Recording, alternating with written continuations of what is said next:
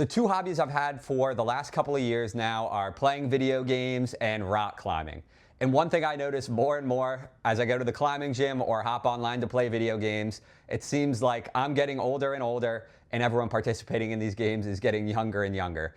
So I thought it would be interesting to find out, am I getting too old to continue to improve at these disciplines? Am I getting too old to get better at competitive video games? And am I getting too old to get better at rock climbing?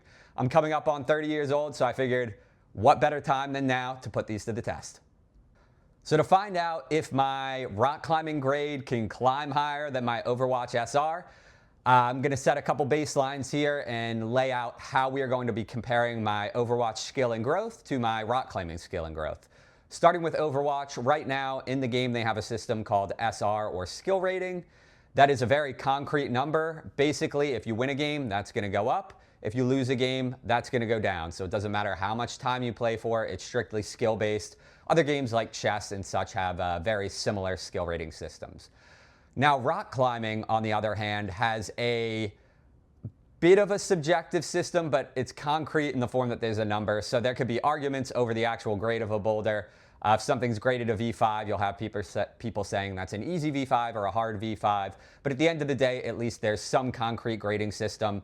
Now, the only way to actually tell if I improved in either of these disciplines, Overwatch or rock climbing, is to grade myself against a benchmark. So for Overwatch, that benchmark is going to be the last season I really tried to play this game competitively. I soloed Reinhardt and I made it to Grandmaster 5. I believe that was about a year or so ago at this point. So I'm a little bit rusty. I wouldn't be surprised if the first few games are not too great. On the rock climbing side, I started rock climbing 2 or 3 years ago. I've been playing Overwatch since it came out about 10 years ago. So I'm a bit newer to rock climbing. I think maybe that means I have more room to increase at a quicker pace. Who knows? I will compare against a competition I did last year. So basically the way the competition worked was they set boulders, you climb them, you get points for each boulder, for each difficulty. And that'll give us a very concrete scale of the actual number of points I acquired, but it'll also give me a standing against other people that competed in that competition as well. So now that we have the benchmarks laid out, we really can go ahead and dive in and finally answer that question. Am I getting too old? Is 30 too old to get better at these quick twitch competitive games, or is it too old to get better at physical strength exercises like rock climbing, as well as the mental aspect of that too? So let's dive in and find out whether my Overwatch SR can climb higher than my rock climbing grade. Let's go. So queuing up back into my first game of Overwatch, I was in a lobby with Plat and Diamond. Plat's right around average and Diamond's a bit above average, so we're starting off, right around the middle of the playing field. Getting back into the actual first fight, I was definitely a little bit more nervous. Luckily, I hit my first pin. I hit a pretty decent shield on a hog hook. And we won our very first team fight, so not a bad way to start things off. The round actually ended up going into a crazy 1 minute long overtime, but we came out on top after some really big plays all around.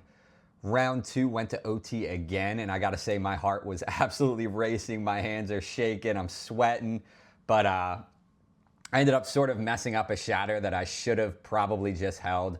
Luckily, my team ended up clutching this one out for me, first game back, and it was a win. So after that win, the game predicted I would be ranked around Diamond 5, which is barely over average, but hey, we got to get back into this thing. We got to start somewhere. And with that being done, I'll say I was feeling pretty optimistic about that rank climbing a good bit higher. So while Overwatch let my mental feel pretty strong, by comparison, climbing made me feel crazy weak on the physical side. The first week of the competition started with a few climbs in the range that I would normally be able to obtain. I'm generally confident in sending V7s, even though they usually take me, a while. And a V6 will usually go in a handful of tries. But after warming up on some of the easier climbs, I realized that I was way more physically out of shape than I was mentally, I think. I've been coming off months of bachelor parties, vacations, and those things definitely took their toll on me when I was trying to get back into climbing. So some of the easier grades for sure felt okay, but once I got into that intermediate and advanced grades, it felt absolutely brutal for me. I struggled and fell on the V6 multiple times, and I could barely even get anywhere on the V7. So Overall, my first day back climbing in the competition felt a whole lot worse than it did for Overwatch, and I must say I was not feeling very optimistic about climbing the way I was feeling about Overwatch. So lucky for me, Overwatch was still going much better and seemed to be the gift that just kept on giving. The second game back, we absolutely dominated on attack. We almost rolled cart all the way through uncontested. Now, did this game end up going into overtime where I missed a solo shatter and almost cost us the entire game? Maybe that happened, but all that matters is we got the win. Game 3, I really started getting into the driver's seat. I had some really big plays. I had a really good stall. I actually had a pretty big shatter to kind of lock down the point towards the end of the round. So I locked in another big win on Game 3, undefeated so far, a little bit of the hat trick, and, you know, I was pretty hot in Overwatch. What else do I say, man? All right, so now to get back into climbing, I figured really there's no way to go but up here, kind of considering how bad the first session went.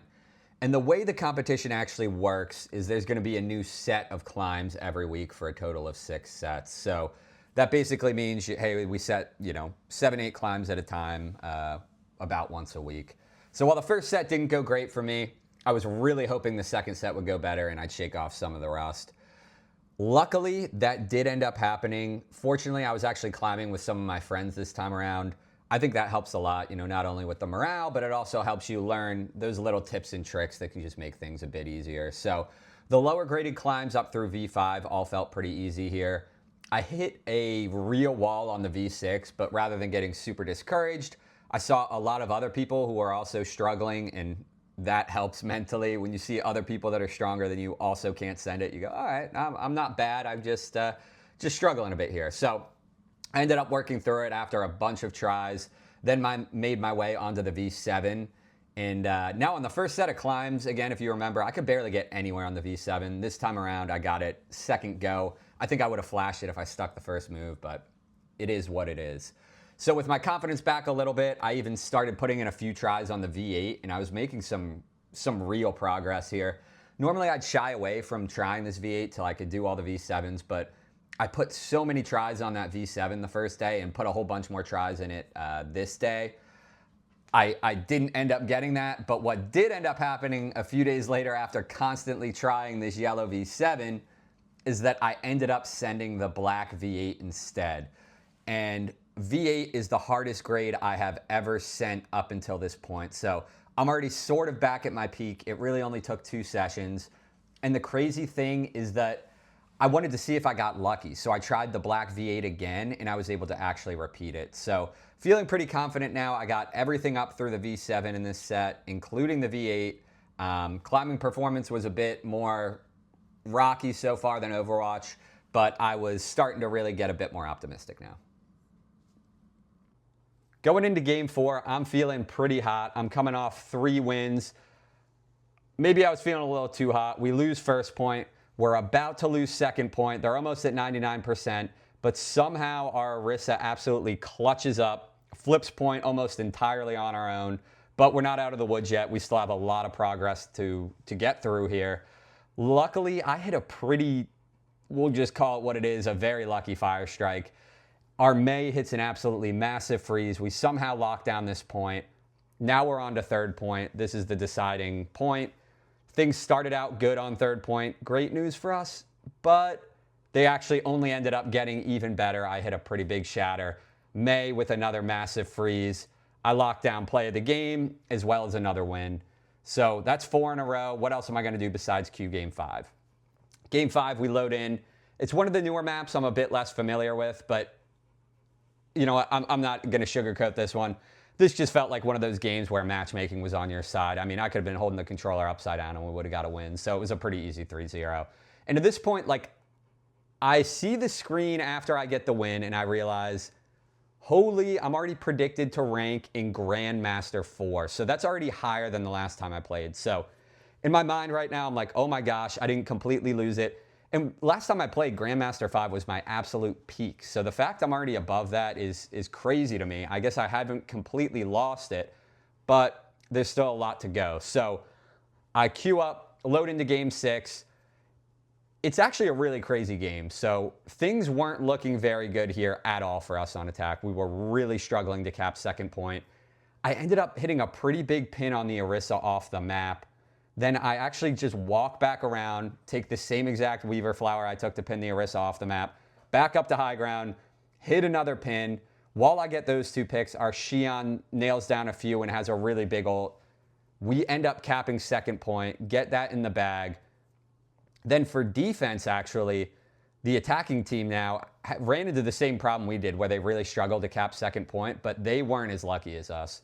I managed to actually hit a pretty big stagger on the Sigma right before last fight, then hit a shatter on everyone coming over to the bridge, and with that, locked in another win. So believe it or not here, my predicted rank after this win was now Grandmaster 2. And I mean, after this many wins, how could I stop queuing? So right into game 7, load in, it's on Numbani. Unfortunately, don't really like this map much, but defense is starting out hot. I hit another highlight reel shatter, looking like we're on our way to a full hold of first point, but we let that slip a little bit, and second and third did not go our way, so it devolved a bit. They ended up full capping all 3 points, but that did not stop our offense in the slightest. We full capped with 2 minutes on the clock, making this an unlosable game for us now. Now the question really was, could we pull off the win, or was it going to end up just being a draw? Well, I might not have had the biggest hand in it, but we got the win, and with that win, we got a new predicted rank.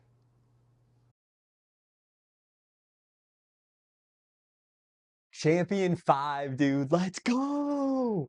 So for anyone not familiar, Champion is actually the highest possible skill tier in Overwatch. It represents less than the top 0.1% of players or something absolutely crazy like that if you look at the latest Overwatch distribution chart. Now, this is actually an accomplishment I'm kind of weirdly proud of. I know it's just a video game, but being in the top 0.1% of anything, let alone a video game with millions and millions of players, it's just awesome. Sure, I'm getting older, but I think it proves that in some sense, I'm still improving. Sure, my mechanical skill is probably getting a lot worse, and realistically, my mechanical skill is probably around like that plat diamond range, if I'm being 100% honest. But the fact I could make it to champion on all of these sort of intangibles like strategy and learning that when your team says, I'm going to throw if you play Rhine, you have to be able to counteract that and be able to talk to people and say, hey, look, if we lose a bunch of fights, I'll swap, or something like that, something to get their spirits up. And the same goes for you. Just because someone tells you they're going to throw, then you can't also be the person that starts throwing. Or if their enemy team goes Pharah and you have no hit scan, you can't be the one complaining and saying, oh, well, I'm going to throw. We don't swap to a hit scan or something like that. There's such a huge mental aspect to this. And I think that's what allowed me to keep locking in wins against teams that were definitely better and definitely mechanically better in a lot of cases. But just having all these intangibles, I think it really added up, as well as just the strategy and the knowledge from playing for so long. So that being said, my goal at the beginning of this was really to set out and prove to myself that I'm not getting just way too old for this. I have a full-time job, I have other responsibilities, and obviously this stuff starts to take a backseat the older you get. But I think as of right now, I kind of proved to myself that I'm still in it. I'm still able to get better. And that's something I'm really, really happy about. So I'm not done with Overwatch just yet. We still have a few more games to go that I'll talk about shortly. But before that, let's get back into climbing. Now, the next set here definitely didn't seem like my style, but all the climbs ended up being a pretty fun challenge. And after all, that's sort of why I wanted to do this competition, to make myself a more well-rounded climber. Getting into the climbs, the last move of the blue V5 actually took me a while to figure out. For some reason, I really thought it was this dynamic thumb press move to finish, but that ended up not being the way at all. Instead, slowly going for the last big hold in a static manner. For anyone unfamiliar with climbing, static basically means that slow and controlled manner, and dynamic is more of that momentum-based style. Anyway, going for the last hold static was the way, and I checked off the most fun V5 so far. The pink V6 also gave me a good bit of trouble, especially not dabbing or not touching the last hold with my right leg, this big green one that you can kind of see is in the way. But it was definitely a good climb to build my skill with walking on volumes. And surprisingly enough, the white V7 here actually felt easier to me than the pink V6. So all of my usual grades on this set got done pretty quick. I tried the 8 a couple of times, but the start was so brutal that I didn't even figure I would give it too many attempts. And also, I did put a lot more attempts into the yellow V7 that I was working on all the way back since the very first day, but no luck. Now, much like Overwatch, I could actually view my climbing rank in the competition whenever. I know it sounds sort of cliche, but a lot of times with climbing, I feel like I'm more competing against myself rather than all the other competitors. And I know a big piece of that's because I'm starting later in life and I don't seem necessarily naturally gifted at it. So competing against the very best in the gym just isn't that realistic for me. Or so I thought. Because now I'm not competing against the open category with the best of the best, but I'm in the advanced category. And after this set, I actually realized I was tied for first place. But there was still a lot of competition left to go, and the ranks can be very deceiving. The competition's called Summer Smackdown for a reason, and everyone competing still has a life outside of climbing, so those summer vacations, those summer commitments, they get in the way for a lot of people. What that means is that a lot of the strongest climbers hadn't even had a chance to try the newest set yet. But regardless, seeing my name at the top felt pretty cool. Now on to the next set. I ended up flashing everything up through the V6, but the V7 here was actually giving me some serious trouble. It looked so easy, but it proved to be anything but. I tried dynamically jumping all the way to the last hold. I tried stopping on the first hold. It just seemed like nothing was working. I was even working on it with some other climbers who also couldn't get it. And after so many tries, my skin just ended up giving out on me and I got the first flapper I've gotten from climbing in months. But would I let that stop me? Hell no. I taped it up, gave it a few more tries, and I got a second flapper. But would I let that stop me again? Hell no! I taped it up even more, and eventually this happened.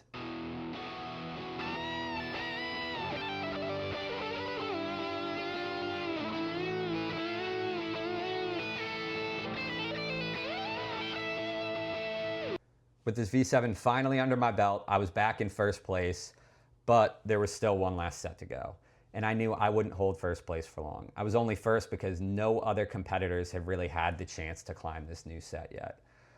So, with my skin being in a bit of a state of disrepair, I needed to take a forced rest, we'll call it. So, with that much needed forced rest from climbing taking place, let's lock in and see where we end up in Overwatch.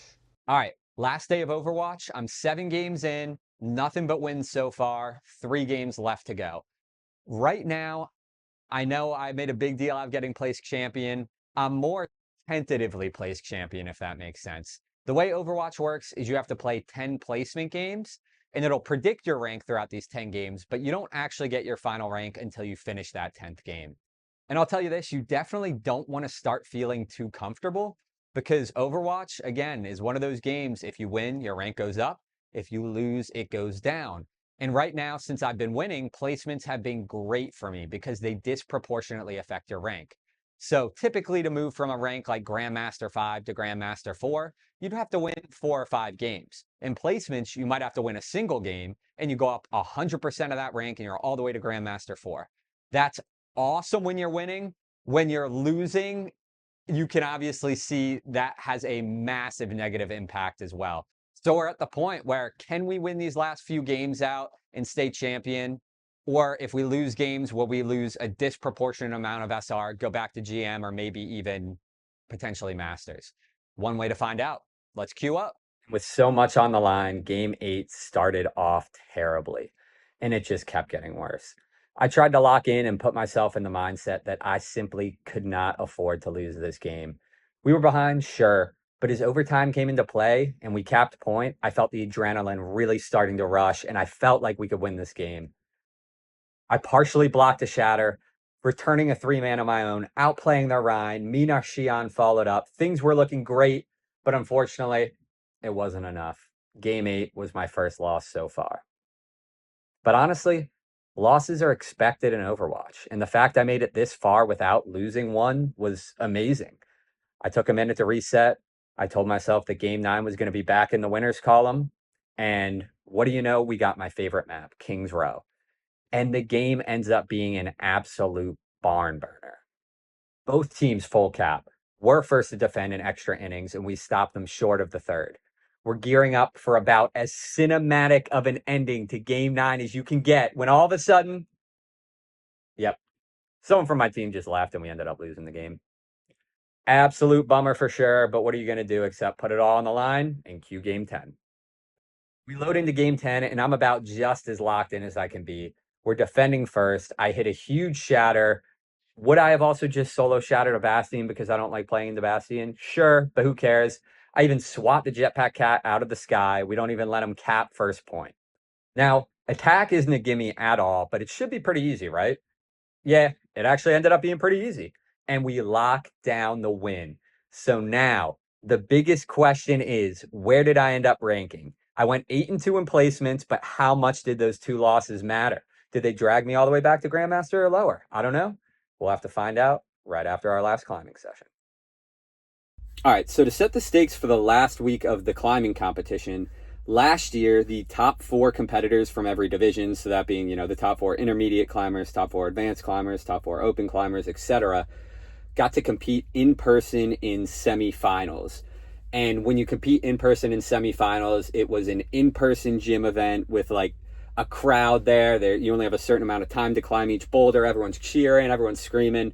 It just looked absolutely electric. So my goal is to be able to finish top 4 so that I can qualify. So the last set was on some pretty steep overhang, but stylistically, it didn't look terrible for me. The yellow V6 really taught me how to dig in a heel hook on overhang, at least sort of. I ended up getting the move, even though it doesn't look too pretty. And the pink V7 had a very fun dynamic start to it. And with sending all these newer climbs, I found myself locked in at 4th place, a spot where I was comfortable I would qualify for semifinals. Now, the smart thing to do would be to stop climbing and rest up for semifinals, but I wasn't done just yet. I happened to run into the 1st place climber, and he also mentioned that he hadn't gotten that yellow V7, which to this point has remained my arch enemy. But he managed to take a big 1st place because he actually had sent a blue V9. Now, I had never sent a V9, let alone worked on one really in any capacity. But knowing that someone in my skill range was capable of sending this V9 really motivated me a lot. And I ended up actually practicing the individual moves, and I pieced the whole climb together. So here's a video of my final attempt stringing all those moves together on this blue V9.